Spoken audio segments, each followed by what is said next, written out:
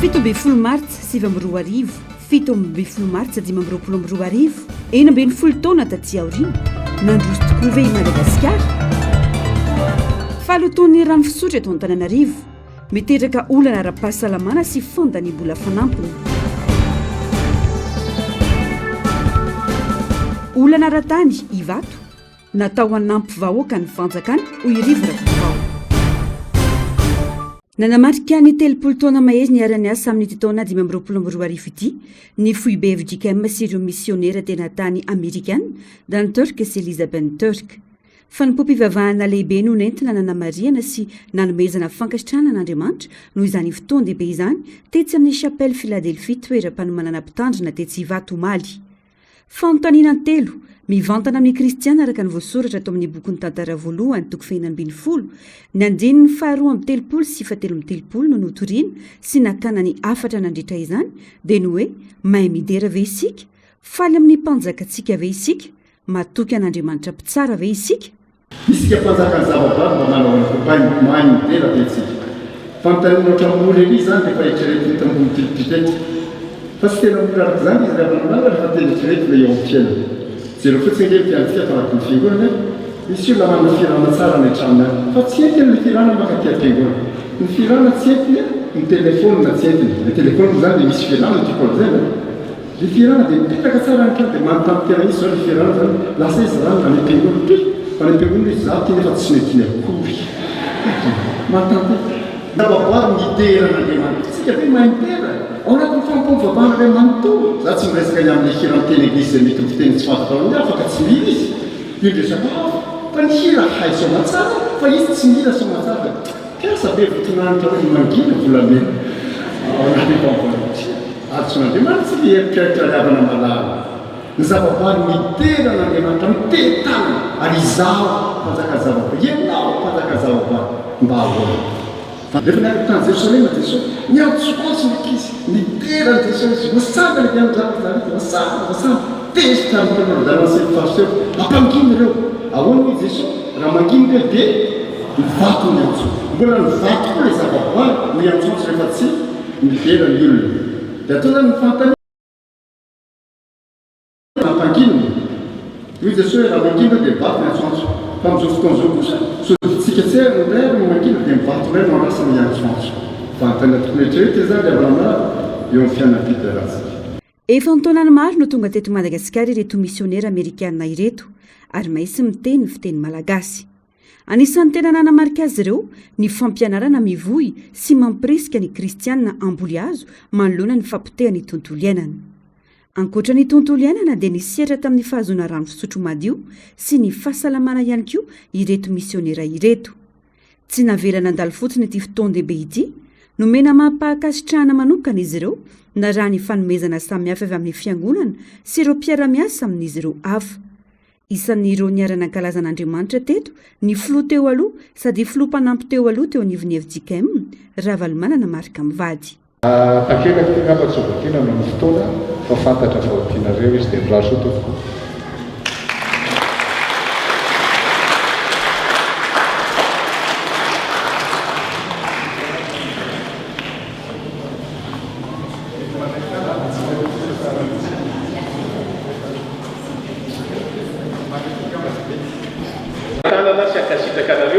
Fa eo ihany koa ilay matofolohan'ny FJKM teo aloto mangataka anao mpanajana mba handray tanana azy ireo noho ny fiara-miasa izay misy teo amintsika ray aman-dreny filoha teo aloha ihany koa. Eo ihany koa isika mpanatanteraka ilay matoa sekretera jeneraly sy isika sekretera jeneraly teo aloha isika dia angatahana tokoka mba handray tanana ny mpianakitra fondemo dia efa sinoa ny filohantsika tena riavana be ho an'Andriamanitra ny voninahitra ho amintsika rehetra ny fahasoavana. Amen.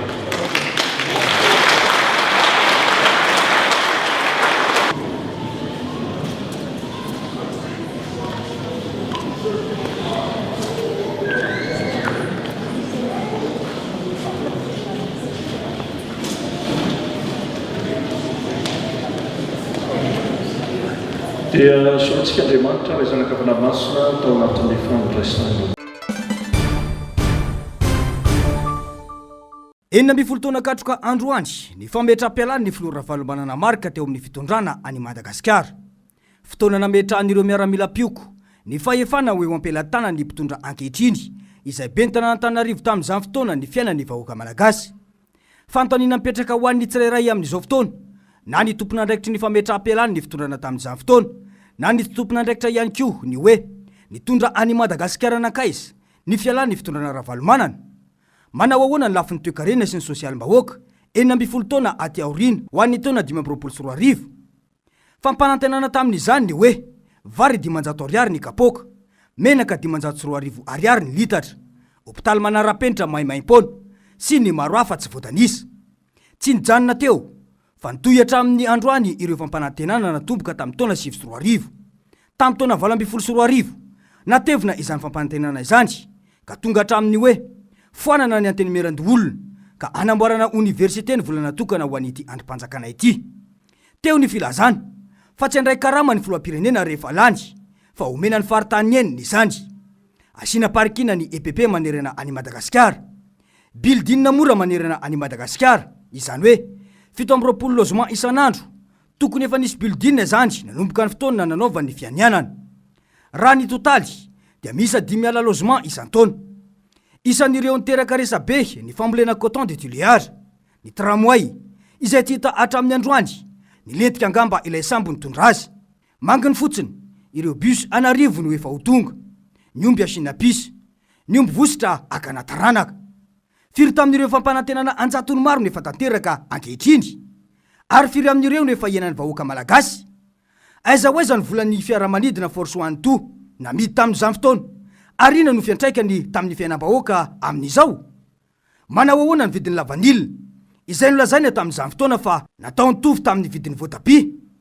Ny malagasy manambola rehetra ve no afaka manao ny fandraharana sa olombitsy no feny vokatry ny tantsaha amin'izao? Malalaka ve ny fanehon-kevitra izay isa nanaovana fihetsiketsehana be ny fitokanana ny kianjan'ny demokrasia tamin'izany fotoana? Tsy misy ve ny fanagadrana ho an'izay maneho hevitra ankehitriny? Milamina ve ny fandriam-pahalemana? Ampy ve ny sekoly? Mahavelona ve ny karama? Mahatsapa ve ny malagasy fa mbola azy ny tanindrazana? Mahatsapa ve ny malagasy fa tany mbola misy fanjakana eto?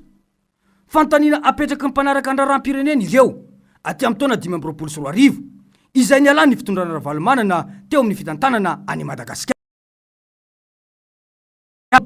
Dia tokony efa hosangany aty Afrika Madagasikara. Saingy hatreto dia i Madagasikara no firenena gisitra indrindra maneran-tany. Mantra sy fadiran'ovana ndraiky amin'ny 20% ny malagasy 20 tapitrisa. Sa izany ve ilay atao hoe fandrosoana? Tena revolutionna nanovana sy nanorenana ny firenena tokoa ve no natao tamin'ireny fotoana ireny? Sa tolona politika maloto nandromba-pahefana ka nety nidirana kajy ara-geopolitika ny firenena-dehibe? Ankehitriny natolona sosialy tsotra aza sokajiana ho fanonganam-panjakana. Mihetsika ny vahoaka noho ny delestage, mihetsika ny sendika noho ny olana menjady, mihetsika ny mpampianatra sy ny mpianatra noho ny olana fampianarana. Fa basy matafondro no miandry, ary efa voasoratra mialoha ny vesatra toy ny hoe fanakorontanana, fanotohinana ny filaminana anatin'ny firenena. Izao ve ilay fanovana notakina ka nanombokanam-panjakana tamin'izany fotoana, ary niokon'ireo miaramila nanana izy azy. Ny rehetra no amaly ireo fanontaniana ireo.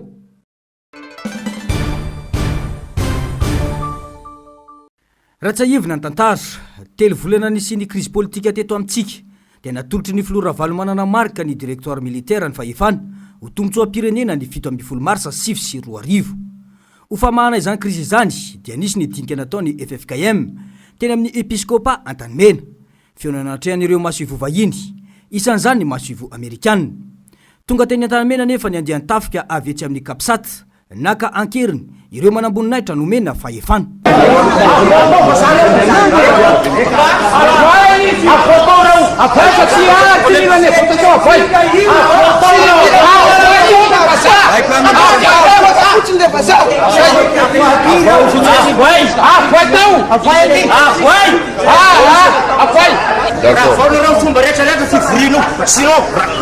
Résolution par la force ny androandro ohatra ka tsy miravy io. Avônareo vazaha io raha vao tao makatanareo. Avoay raha vao e. Miala tiny aminareo a. Raha vao io. Raha vao. ankoatr'ireo manamboninahitra dia nalain'ireo pioko ankeriny ihany koa ny filohan'ny FJKM tamin'izany ny mpitandrina lala rasendra asiny.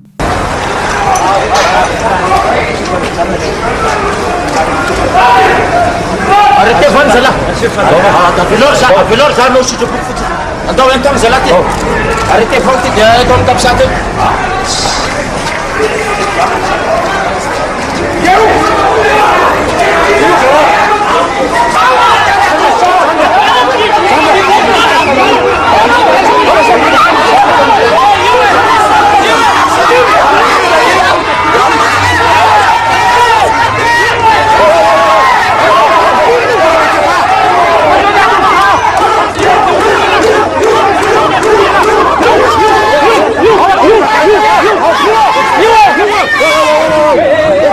raha ny fijorona vavolombelona nataonyity mpitandrina ity tamin'ny orara io dia tonga hatrany amin'ny ompa sy ny fampisotroana maloto ny herisetra natao azy noventiventesin'ireo miaramilam-pioko tamin'izany fa mpamadika tanyrazana ny tenany.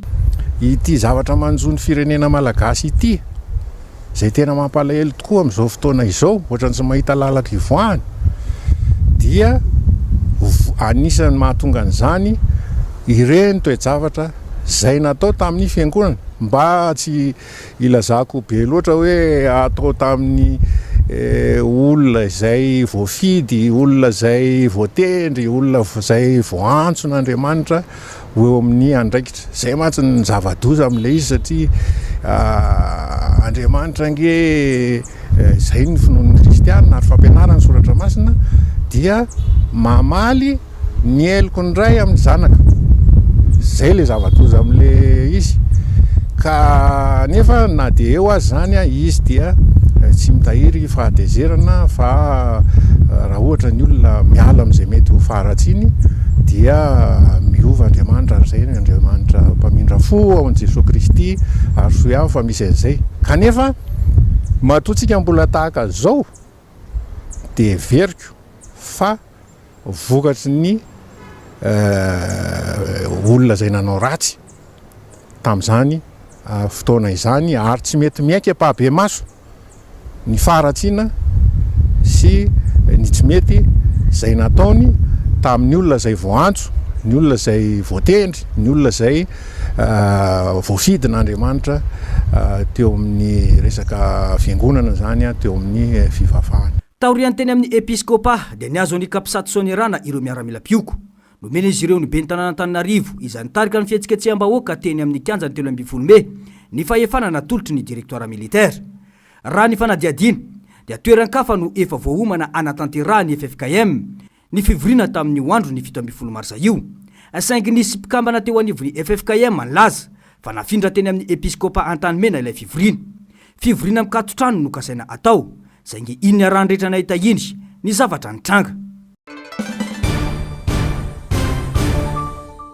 Lavina ny filazana fa tetikasa efa tamin'ny fitondrana Erajonary Mampianina ny tetikasa alaky arivo. Ho fitsinjovana ny fandravana fananam-bahoaka no nahatonga ny fitondrana tamin'izany sy nampijanona ny lalany tsaratsôtra amin'izao endriny izao satria nahakasika fananan'olona raha nitarina ny lalana. Ankoatr'izay dia fepetra ny ray sy ny fitondrana tamin'izany ny fampirarahana nataon'ny fanjakana tamin'ireo olona voakasika ny tetikasa indrindra ny amin'ny fanonerana tokony atao azy ireo satria tsy vitany hoe lalàna fotsiny ihany hoy ny filoham-panjakana teo aloha Rivo Rakotovao. Ny fandray tamin'ny fantarana ny seranam-piaramanidina Ivato ny fanamboarana ny lalany tsarasotra hoy ihany ny fanazavana. Tsy marina aloha le hoe tetikasa tamin'ny Aronay, tetikasa tamin'ny Aronay dia novana ny lalany tsarasotra. Nanamaivanana ny lalana makany amin'ny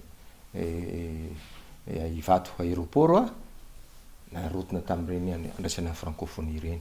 Fantatritsika ny fahaseranana hoe taty Ambohibodo ny lalany rehetrarehetra.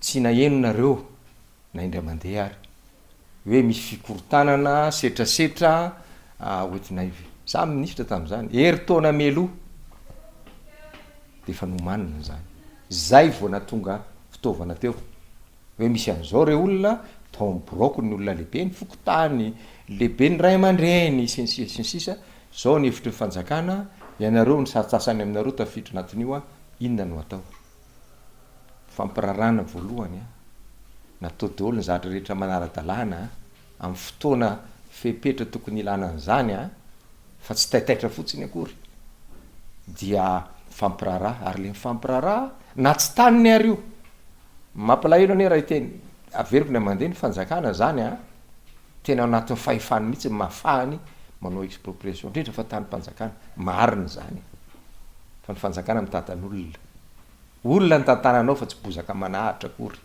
tsy maintsy misaina n'izany ianao de alamina le zay ny mahatonga le hoe maka fotoana meloa zany ahafahana manao an'izay ary mieritreritra ianao hoe mba faran'izay kely aloha ny ataoko hoe tanàna ravana ohatr'izay fa tsy hoe tia projet anay ary zany natonga an'io a tsy natao kady voa tamin'izany fotoana zany satria be loatra ny fandravana aza dino fa tamin'izay nanao an'io hatramikano maramila ane nalàna tany vato satria fangaro reo projet reo a fanalehibeazana sy fanatsarana ny aéroport io sy io lalana io de nasorona teny vato tamin'izany iny kany arefio nakaria tsara saotra io na eno ve nareo fandaminana meloa efa manana vina meloa de fomba fanatanterana satria misy lalàna mametra an'izany fa tsy hoe taitaitra eo anao ka aferiko ny mandeha zany fantainao tsy marina zany tsy za projet lakany arivo sa inona zany aitraitra io ve ny anovanao andravanao tranon'olona zay zany tokony apetrretra fanjakana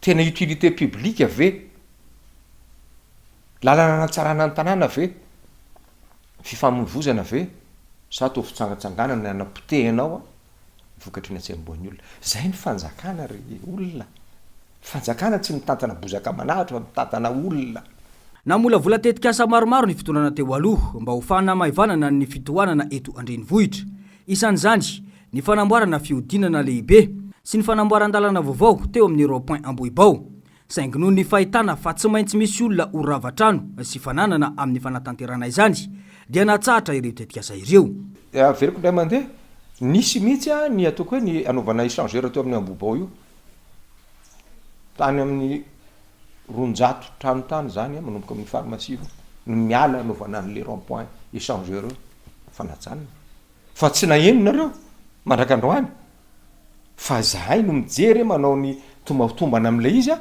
de manapa-kevitra anao nampitona fanjakana hoe ahoana moa ny de andravanao an'io tanàna be da be io de zay ny namoronana ny nisy namoronana ny tsara saotra de anisany namoronana ny lalana nahitsy avy eto manjaka mivoaka avaria ambaniny Ambohidratrimo aria ndrano tapahana ary fa andao ialana zany le tanàna io a mba ho kely kokoa tsy misy ao fa mba ho kely kokoa ny fandravana ny fananany olona fandravana fananany olona zany mafy zany marina manao ohatra anankiray a mbola manao ohatra aminao io resaka bypass io mitoa efa ty amin'ny rokady zay de nasika mihitsy ary mampalahelo a io tompona ndraikitra am'izao fotoana zao de nisy asa tao amin'ny ministère d'aménagement territoire directeur général tao mahafantatra tsara an'izany ny fiarovana an'io a tamin'ny naovana an'le pas géométrique mba tsy amorona ny olona tanyn'olona mibetsaka am'ireo a fa tsy tany mpanjakana misy any tany mpanjakana hoe tsy mahazo ny renana ny fito metatra miala n'io any fito aty fito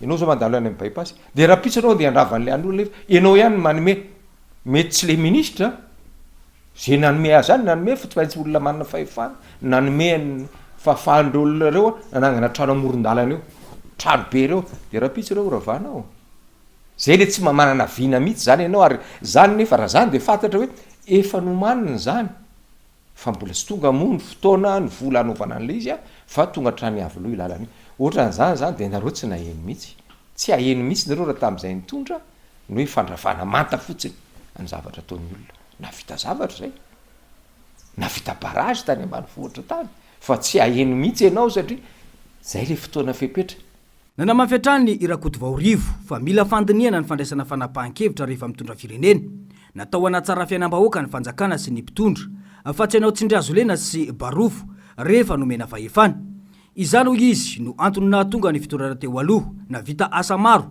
saingy tsy naresana fitokonam-bahoaka satria antaonany maro no nandiniana ny fanatanterana ny tetikasa sy ny fepetra horaisina manoloana ny fiantraikany fa tsy kitaitaitra fotsiny andry ka animba ny fiainam-bahoaka ka ny teo aloha no aniliana ny rihatra rehefa misy ny tsy falavorariana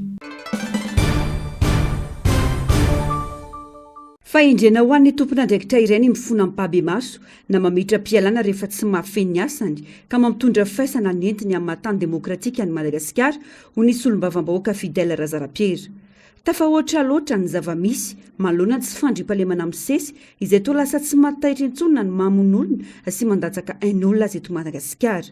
Manampitrotraka izany ny fahasahiranana sy ny fantrana iainan'ny vahoaka malagasy.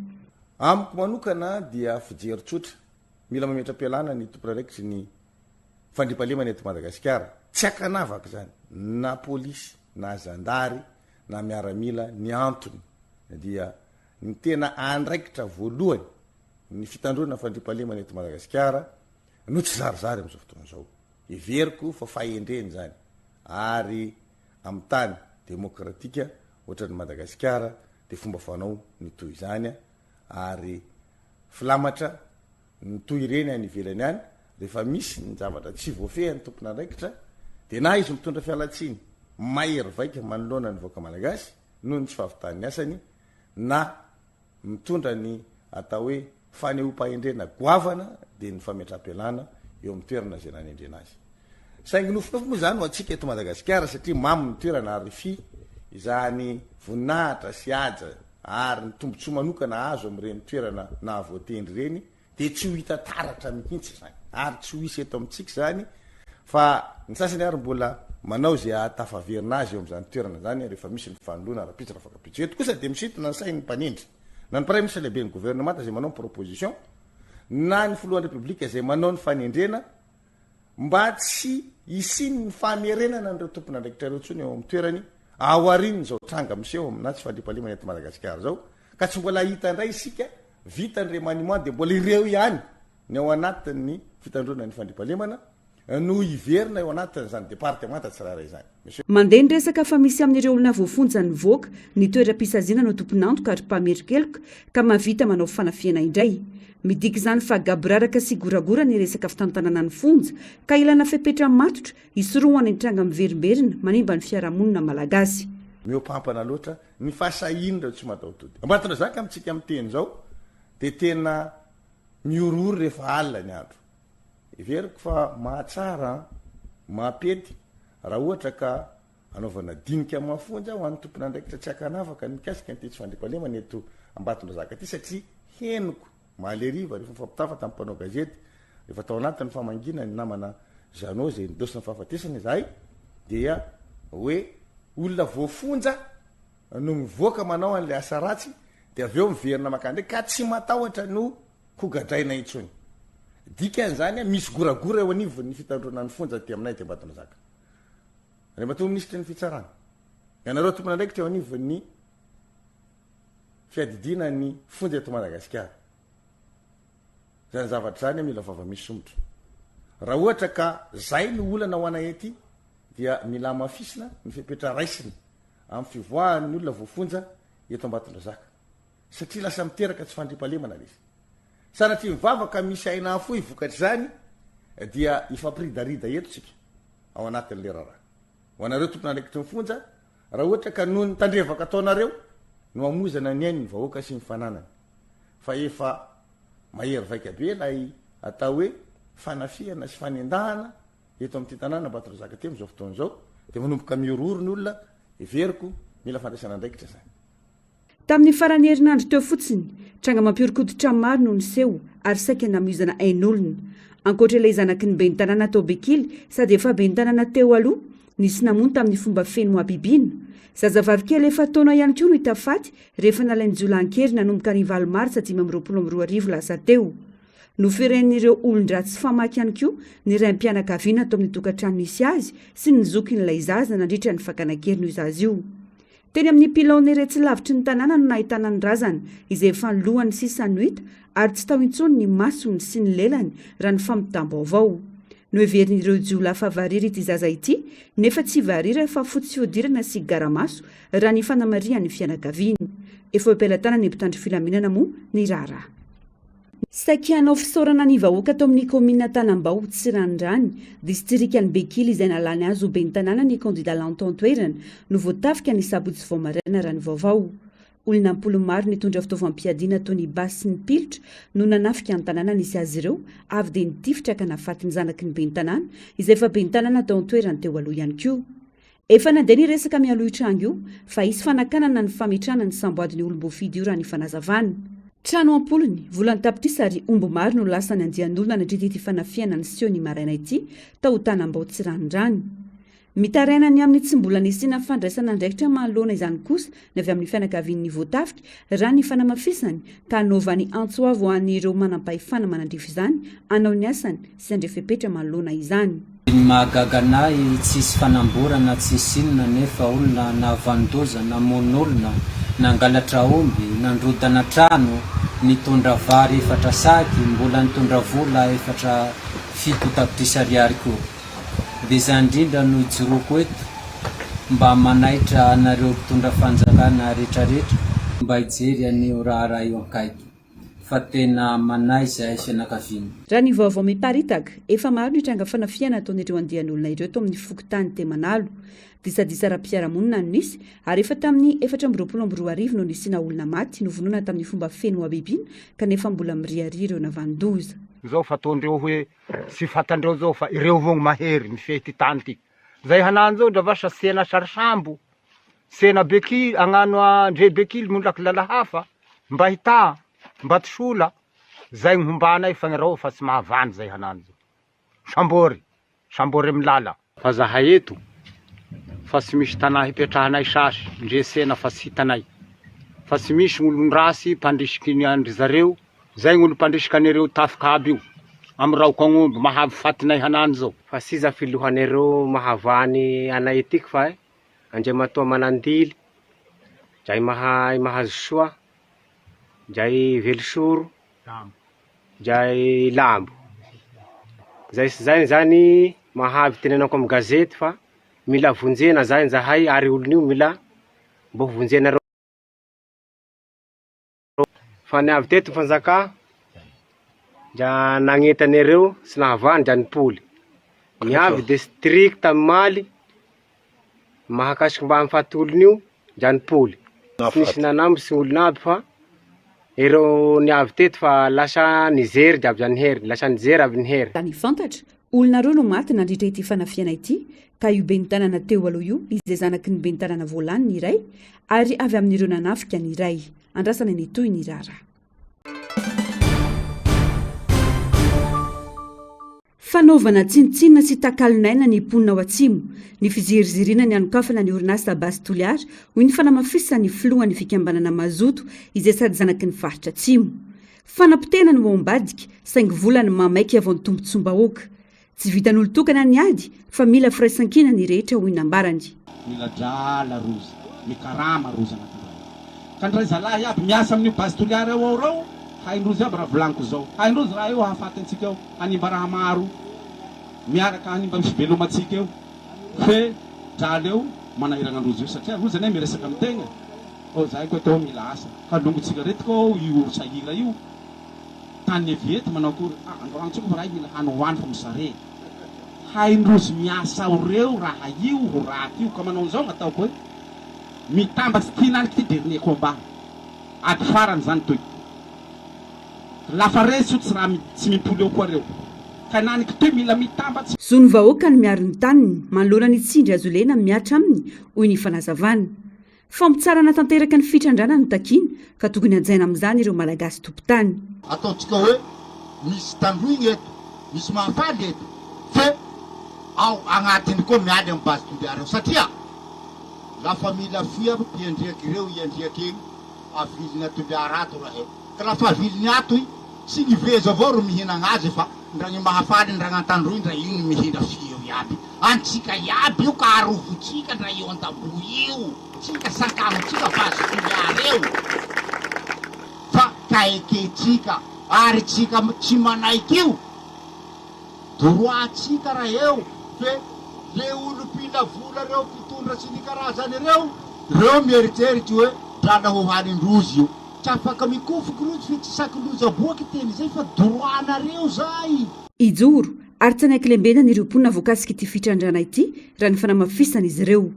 miantoka ny fivelomana sy fahaveloman'ireo mponina ny toerana anaovana fitrandrana ka tsy azo ekeny tsika hanao vivery naintsika tsikampela fa haiditsy ndraiky fanjanahatany iny fa tsy fanjakana misy toy fa fanjanahatany la nisy fanjakana toy toy ny jaly tsika amy toratoroy zahay fa tsy mangataka aminareo fanjakana tsy raha taninareo tany io tsy raha tanin-dro baba nda fanjakana anareo taninay zahay olo jaly tsy inona oly tsy ilevanikazo ihantaninarivo any zahay maty atoa mazava ho azy fa tsy raha tanin-dro baba androneny gnany rognanao fagnatoitsinanao arenanay io ao misy gn'ainay ka nareo lay nareo andafy agny andesinareo andafy agny ny hanagnanareo ilaonareo andafy agny ny hanagnanareo fa tsy hakopaky tanànay toy vovo ataonay mbe toy teradrano 8 metre 7 metre 15 metre 20 metre lahalaliky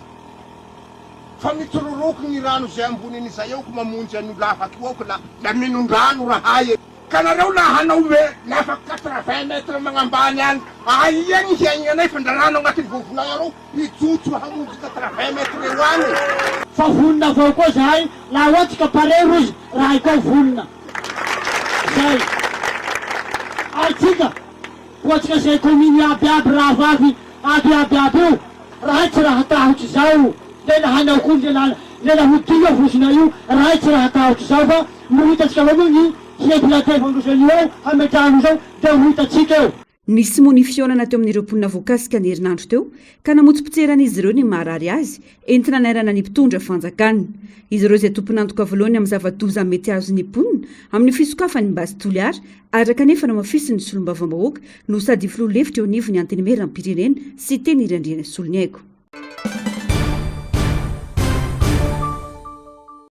Ny lanja sora-baventy nilazany tsy faneken'izy ireo ny fanapahana noraisiny tanàna Antananarivo renivohitra ny fikambanan'ny taxi eto Antananarivo renivohitra androany tety amin'ny biro fohiben'izy ireo tety Ankazomanga.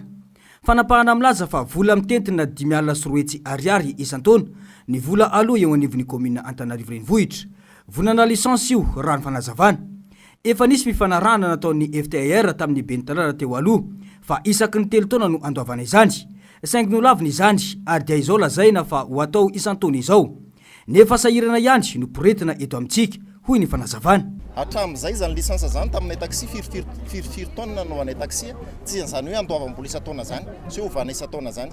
Ny ben'ny tanàna teo aloha ary nanome sosokevitra anay hoe ho atao isaky ny 3 taona ny fanoloana lisansa izay tsy andoavam-bola dia tsy nekenay satria nahoana sao dia misy endrika élimination ho anay taxi zany ka tsy nekenay mihitsy ka izao hoe dia hoe ho atao isan-taona le fandoavana le fanoloana le lisansa amin'ny sarany 5,3 ariary tsy ekenay mihitsy kosa aloha zany ary tsy ekenay hatramin'ny farany mihitsy. Nisy ny taratasy nalefa tany amin'ny mpitantana ny tanàna Antananarivo toy ny talen'ny fitaterana sy ny chef de corps manoloana ny tsy faneken'izy ireo ifanapahan-kevitra io raha ny fanazavana. Tsy taratasy fandavana fotsiny ihany fa misy sosokevitra ihany koa raha ny fanazavana hatrany. Itsy ankilany dia mbola misy amin'ireo taxi no mampiasa quittance satria mbola tsy nomeny commune lisansa biometrika hatramin'izao raha ny vaovao ihany. Taratasy zany zay teo anivon'ny ben'ny tanàna Antananarivo dia teo amin'ny directeur en transport dia nisy koa zany nalefa tany amin'ny chef de corps zany nisy sosokevitra zay natolotra'y hoe zao ny zakanay taxi rehefa niarandinianay dia ny zakanay zany dia zao satria ny commune milaza fa hoe tsy manam-bola ary mila tokony nisy vola hiditra zany ho anay taxi dia vonona zany zay name sosokevitra zay natolotra ho an'zareo zay misy accusé aty aminay momba ny zavatra hoe taratasy io mba tsy isina satria alohaloha zany mifampiresaka mba tsy isin'olana na isin'ny fandonana sana eo anatrehanay sy ny tandro filaminana dia ny zavatra nangatana any dia zao hoe ekenay le fandoavana 3 alina isan-taona amin'ny resaka droit de stationnement satria iny mampimenimenina foana andrareo hoe mibahana tsy mibahana roa nefa tsy mandoa volakory dia ny ekena iny na dia efa teo amin'ny ben'ny tanàna teo aloha raha nisan'ny zavatra hoe tsy manao contrat visite tsononareo nefa tsy manao contrat visite moa zay dia tsy mandoa droit de stationnement. Ben'ny tanàna teo aloha ny tenen'izay ary resahany ara-taratasy zay zavatra zay. Ny ekena indray zany zao satria noho ny tsy fananany commune vola dia ny ekena hoe ekena mandoa le droit de stationnement 3 alina ekena ihany koa le hoe visite de conformité 10 alina mariana etoana nefa fa izay tsy hanao contrat visite satria zay fa manao visite fa kosa mandoa le 10 alina dia anjara an'zareo mandamina hoe aizany mitoerana andoavana ny vola io zay zany ny zavatra nangatany de le forera moa raha afaka nytenenina namana eto hoe tsy ekena le fisin'le forera roa etsy ariary fa tsy zakan'ny taxi zany zay zavatra zay zany ny zavatra nangatany de momba an'le resaka le hoe licence ny amoahana an'le licence any kosa zany de nalefana eto anatin'ny taratasy hoe satria noho tsy fananam-bola hoe ekena le fandaovana 10,000 sy 3 alina am'le amoahana an'le licence anay zay mbola misy tavelany satria ny akamaroan'ireo taxi ireo de ny akamaroany de zay mbola quittance noho navoakan'ny commune noho ny efa lany le licence biométrique vonina amin'ny fampiresahana ireo mpitondra taxi raha ny fanazavana izany raha teo no tokony irosoana rehefa misy ny fanapahan-kevitra toy izao zao mipetraka ny mahakasika an'le hoe omena fahalalahany reto taxi moto omena fahalalahana zany izy atraiza raha ohatra hoe mandoha an'le vola fotsiny ve izy de malalaka fa afaka mitatitra satria ankehitriny efa na ireo fifaninanana ary efa mibetsaka zay tsy matahotra ny fifaninanana ara-barotra zay tsy matahotra ny hoe fifandrosoana fa kosa ny anay zany ny zavatra angatahanay mba ataovy lalao madio le izy de apetrao le tena lalàna aoka hoe ny olona mandoha hetra sy ny ara-dalàna ihany no enjehana olona tsy mahalala ny olona fitaterana eto Antananarivo renivohitra sy ny zavatra iainan'ny mpivelona amin'ny sehatry ny fitaterana no filohan'ny voamerana fitaterana eo anivony commune Antananarivo koa tsy mahagaga raha mandeha ho azy ny fanapahan-kevitra toy ireny ho hatrany ny faneho-kevitra ny président de commission fitaterana ao amin'ny commune tsy mahalala akory zay momba anay mpitatitra tsy nitondra taxi na indray mandeha ary tsy nitondra taxi be na indray mandeha ary afatra ho alefako anazy mihitsy ngambany ity kronika no hainao zokilahy fa za izahay tsisy zavatra fantatrao ny aty amin'ny fitaterana zay ngamba andrasana arak'izany ny fivoaram-baovao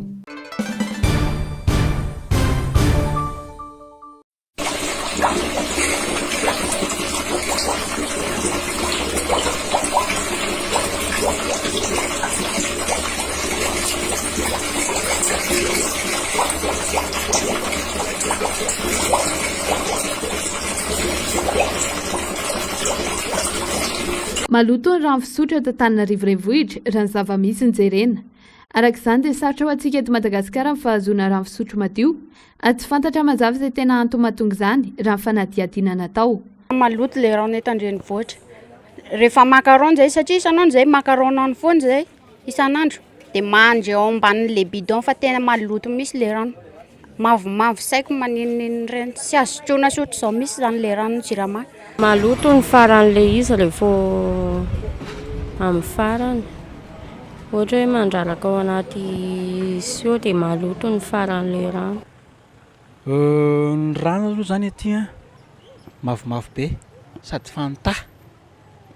fanta mihitsy dia tsy lasa menatra be le manome olona rano satria izy amin'ilay maloto Vokany rava ny fifampitokisana eo amin'ny samy mpiarabelona raha ny faneho-kevitra. Ndray voalohany resaka tsy fampitokisana confiance ianao zany raha vao mameran'olona aloha dia efa hoe pozina ve sa hoe ino tsy haiko. Manoloan'izany toroana any aretina raha ny faneho-kevitra ihany.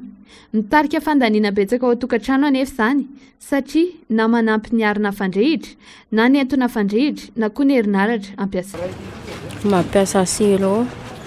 Fa tsy maintsy afanena le rano dia izy avy afanena iny zay vao afaka sotroina fa mamparary misy rehefa ohatra hoe sotroina fosina amin'izao. Ankoatra amin'ny mamana rano dia na asiana siro le rano, ampiana siro le rano mangasika dia zay vao afaka sotroina fa tena maloto be le rano. Misy rano tany misy amin'le rano jirama. Tsy maintsy mampangotraka tsy maintsy mampangotraka rano ianao zany tena dia filtrena rehefa avy eo zay aloha ny anay ny ataonay. Ny zavatra tany aloha zany zao dia mampangotraka rano tsisy afa-tsy izay dia nefa le mampangotraka rano koa trop be satria le sarbo isan'ora satria za mananjanaka dia anankitelo dia io mila rano foana dia anao nefa tsy afaka isotro rano direct tsy afaka fa tsy maintsy ampangotrana le rano dia eo zany le problème be ianao zany tsy afaka anao zavatra naturel intsony tsy afaka fa tsy maintsy ampangotrana tsy maintsy zao dia nefa zany zavatra zany dépense be. mila fijerena manokana rano fisotro eto Antananarivo sy ny manodidina mba hahazoan'ireo mponina misitraka rano fisotro madio ary hisorohana ny aretina maro samihafa mety ateraka izany satria ny fahasalamana ny voalohan-karena amin'ny malagasy.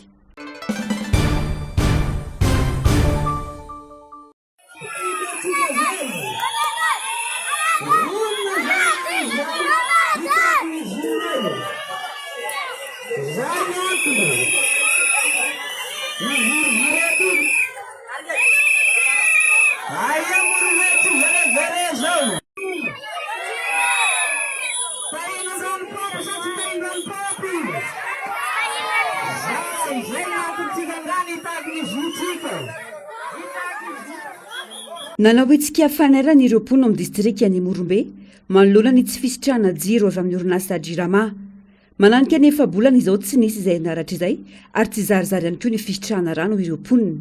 Tsy misy fanazavana sy fampahafantarana na fialatsiana avy amin'ireo tompon'andraikitra akory manoloana ny tranga ka novan'izy ireo antso avy amin'ny tompon'andraikitra mahefa.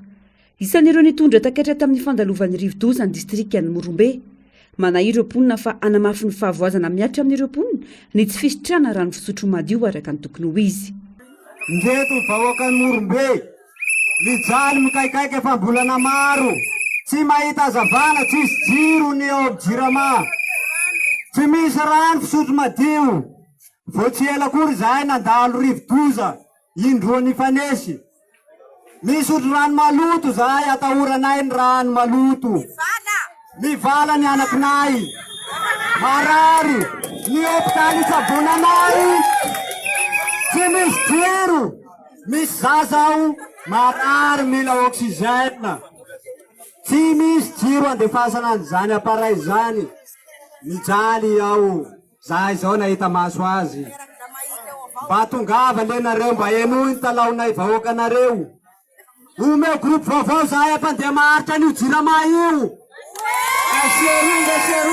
Tamin'ny alalan'ny fidinana an-dalambe niatraka tamin'ny filanjana sora-baventy no nanehoan'ny mponiny Morombe ny tsy fahafaliany. Vahaolana mahitra ny takin'izy ireo tsy iverenany tranga tahaka izao intsony.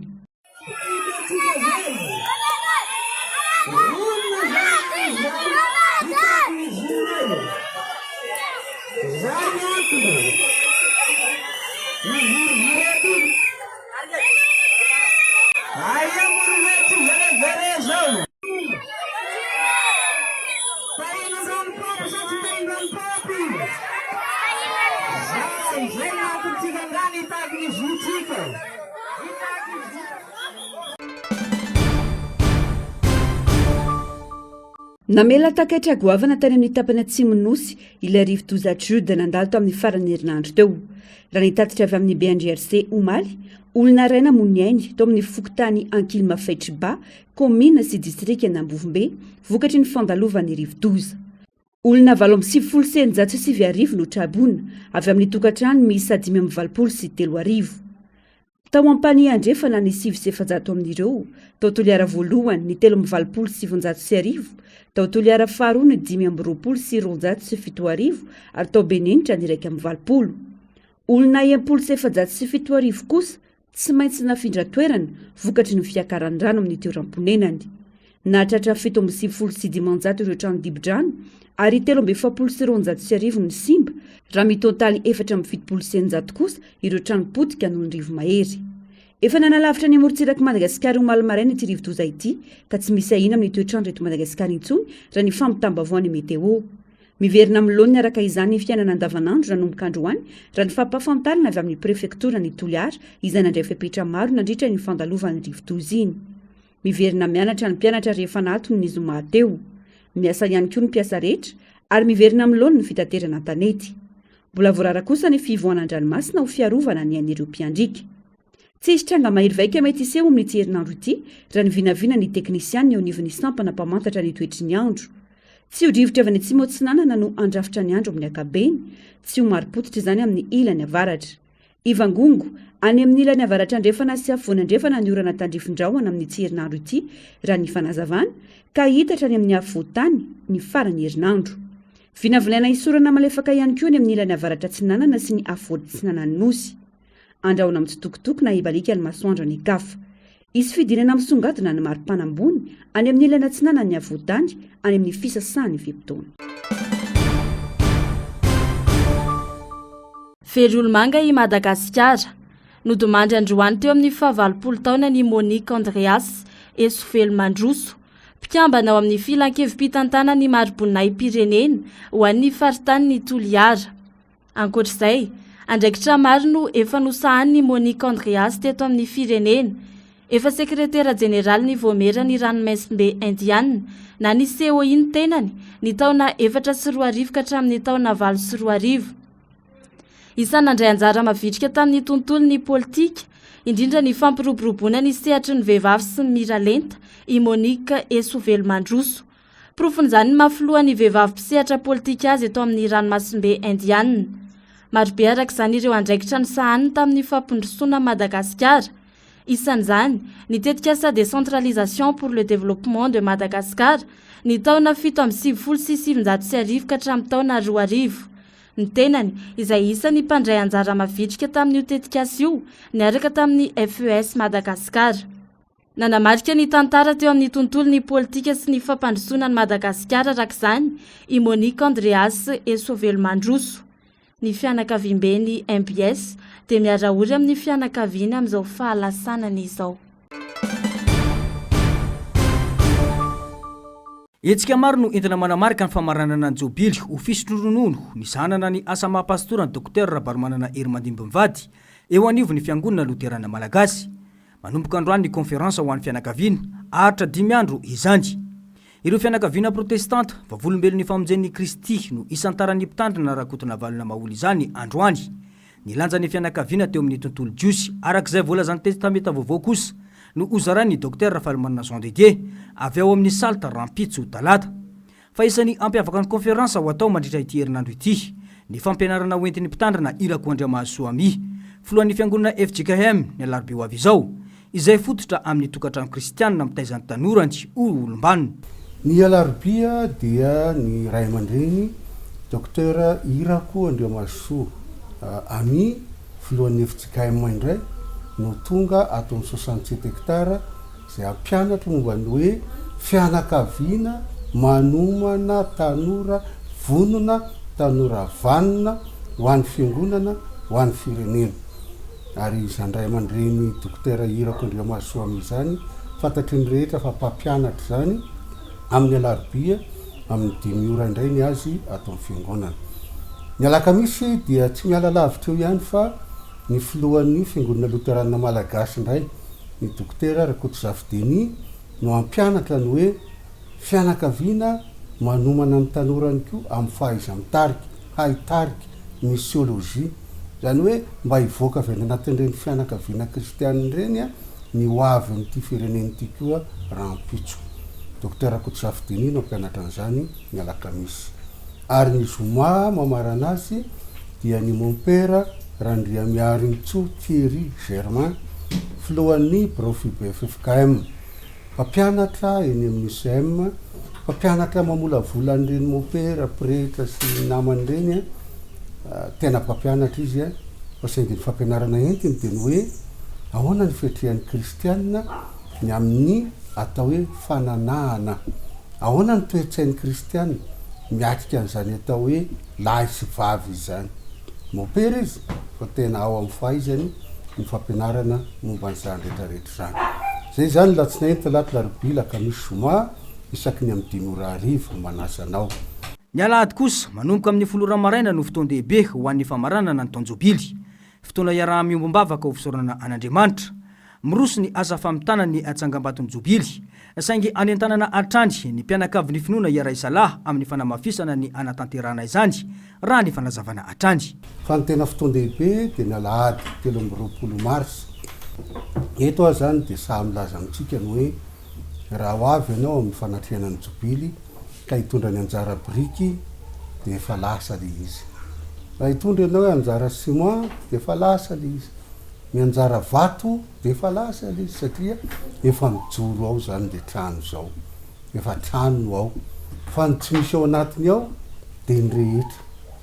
Tokony hisy fil na jiro ao zany, tokony hisy tiona rano ao zany, tokony isy fanaka madinidinika am'izay zany ao anatiny any zany tsika zao amin'ny filazan'ny vazazy hoe finition fa ny briky sy ny somoany vy efa vita daholo a efa mitsangana le trano a ka dia manasa atsika rehetra amin'ny 7 mars io hoezaka sika hanao ny finition amin'ny trano zay ry amin'ny bypass ry moa no misy azy ary dia misy ny numéro zay efa nalefa tamitsika moa ary mbola alefa amitsika koa any an-tanana atsika satria isaorana manoka ianao zay avy any Frantsa zay niaritry ny mafy mihitsy zay vao nahazo anay tamin'ny telefônina sy ny namany ka nandefa zay anjara brikinao tahaka zany koa nareo tany la réunion ary dia isaorana daholo koa zay mbola natanteraka sy anampy amin'izany famitana izany trano tsangam-baton'ny Jobily zany.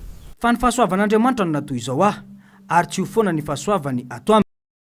Tafatratra mihoatra noho izy rehetra aho nefa tsy izao fa ny fahasoavan'Andriamanitra no niarany asa tamiko. Korotianina voalohany 12:10 no tenin'ny soratra masina hoentina manamarika ny fankalazana ny Jobily raha ny fanazavana atrany. Fomba fatao malagasy nandritra ny taona maro ny fankalazana ny taom-baovao malagasy ary samy manana ny fomba kalazany azy ny tsirairay. Manomboka rava volana Alihoutsy ka hatramin'ny volana Alamady ny taom-baovao malagasy raha ny fanazavana. Fomba iray hanehoana ny fifankatiavana sy ny fahatsiarovana ny soatoavina ary fitahirizana ny kolontsaina malagasy ny taom-baovao malagasy. Ny fanomanana ny taom-baovao malagasy dia iny moa fomba efa hatramin'izay nahagolan'ny tany. Dia samy manana ny fanomanany sy ny fankalazana izany ny malagasy rehetrarehetra. Misy ny fikambanana maro samihafa mankalaza an'izany. Misy ihany koa ny any anaty lapa any ambanivohitra any, ny lapa moa izay fantatsika fa misy an'ireny zava-manakasiny ireny dia ireny efa fomba nahatra amin'izay ny tany rehetrarehetra dia mankalaza an'izany daholo any ambanivohitra any.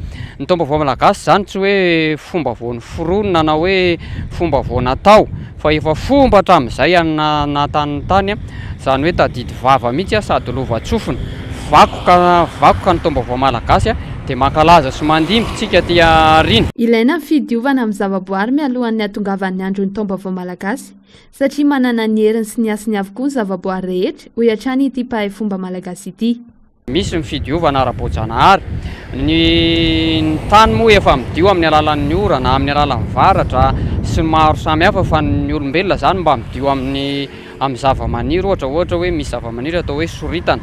Zay le hoe soritana tahaka ny volo sy avahana tahaka ny ketsa, misy ny odifady analana ny ratsy, misy ny atao hoe mandrava ny sarotra, andravana ny sarotra rehetrarehetra sy ny sakatsakana amin'ny fiaina, misy ny vola tsy vaky na ny vola fotsy ihany koa. Be dia be zany ny zavatra afaka androna fa ny mandro fotsiny amin'izao tsy mety fa mba manisy zavatra ao anatin'ny rano androna zany ianao hanala an'le hery manonja mihiba na hoe fréquence sy vibration négative raha atao amin'ny teny vazaha dia miala ireny mandra-pahatonga ny faran'ny taona, mandra-pahatonga 29 zany dia misy ihany koa moa fomba manao hoe miala alohan'ny farany dia iny samy manana ny azy ny zava-manakasina. Fa misy ihany kosa nefa ny raisana ohatra hoe mba mandio sy mandro amin'ny rano mandeha dia misy hoe mamatotra koa mainty dia avotsitra fatorana ilay koa mainty dia avotsitra rehefa avy eo.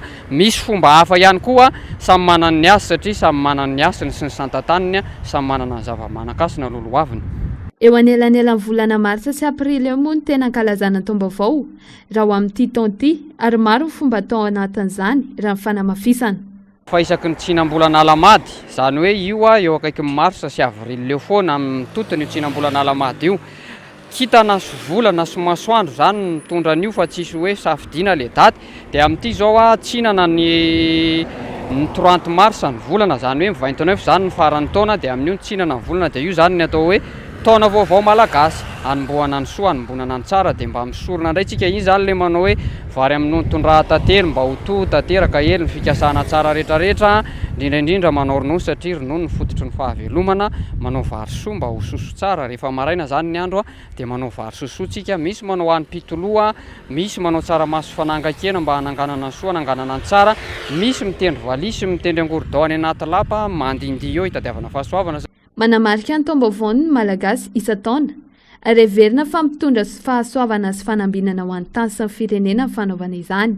Ny antony satria ny firenena ty firenentsika ity dia firenena manakasina sy manamaizy azy be ary tena mananjiny manana jiny be ty firenentsika ty atao hoe manan-jina be dia izay no antony anaovana an'ilay izy mba hisandratan'ilay firenena indrindraindrindra vahoaka eo aminy mba hiadana sy hofinaritra araky ny fikasantsika vahoaka malagasy rehetrarehetra. Dia rehefa madio zany ny vahoaka madio Madagasikara dia mandeha mandroso tsikelikely ny fiainan'ny firenena teo aminy. Maro ny zavatra ho tafady efa ataontsika amin'izao fotoana dia lasa elaela le fampandrosoana eto amin'ny firenena zay vao misy ny isam-batan'olona moa dia sahirana satria betsaka ny fady voadika, betsaka ny fomba tsy atao dia lasa ela be zay vao mivoatra le fiainan'ilay olona ka atao izy ity mba hisin'ny soa, hisin'ny tsara, hisandratan'ny mpianakavy rehetra satria rehefa mandroso ny isam-batan'olona dia mandroso ny firenena, fa rehefa rendrika ny isam-batan'olona dia rendrika ny firenena. Dia izay nanaovana an'izy ity zany hoe fahasoavana tsy manam-pataperana ho antsika rehetrarehetra. Fiankinan-doha amin'ny hetsika-ara-batana vokatry ny fanaovana fanatanjahantena diso tafahoatra no antsoina hoe bigorexia araka ny fikarohana nataon'ny dokotera William Glaser ny taona 770. Mazava ho azy fa ireo mpankafy fanatanjahantena ny voakasika ity aretina ity raha ny fanazavana. Nitako fotoana sy fahafahana betsaka amin'ny fanaovana fanatanjahantena indrindra ny eo amin'ny lafiny ara-bola raha ny nambaran'ity mpitsabo ity. Le fiankinan-doha amina fitiavana ny sport manokana ho an'olona sasany dia vomifozy dia teva ao anatiny mihitsy izay ilay hoe hanao fanatanjahantena izay ka fitiavana zany ilay izy dia nefa latsaka ao anatiny ilay izy dia sarotry foana hanao an'le fanatanjahantena indrindra koa fa raha manana fahafahana manao an'izay izy. Fahafahana manao an'izay resantsika eto dia voalohany aloha ny fotoana ahafahana manao an'izay. Ny faharoa ny hoety manana ahafahana manao an'izay. Ety manana zany aloha zany ny vola mazava ho azy.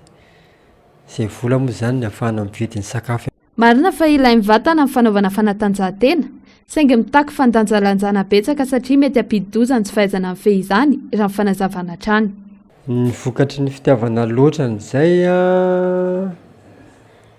dia raha sendra fotsiny misy hitapoka ny tsy fampila hoety manana ny indrindraindrindra zany resana amin'izany fa ny vola sy ny sakafo mila sakafo betsiana ilay izy dia mivadika aretina ilay izy satria ianao zany mikotrana mafy be mihitsy manabokon'ozatra nefa ny sakafo tsy ampy dia ina vokatrizay aretina tonga dia simba daholo ny nify iny miendaka daholo ny calcium amin'ny nify lasa maso koa lasa ren'le tsy miaina koa ny fahitana reny ohatra dia lasa voan'ny crampe matetetika satria ianao zany ny lasa tsy ampy sakafo dia voan'ny crampe matetetika dia mety harary mihitsy malasa ny tratran'ny fatigue générale ozy fomba fiten'izay zany avizanana eo amin'ny ara-batana mihitsy zany dia lasa marary sempotsepitra kelaina dia tonga dia lasa mety miditra hopitaly mihitsy ara. Araka izany dia mila ampifanarahana amin'ny enti-manana amin'ny fanaovana fanatanjahantena raha ny fanamafisana. Izy moa zany tena fitiavana anatin'ilay olona mihitsy dia izy zany no mahafantatra hoe manana ilay fahafahana ve za na ahafahako manao an'ilay izy ny fotoana, ny vola, ny sakafo, ny toerana anaovana ilay izy.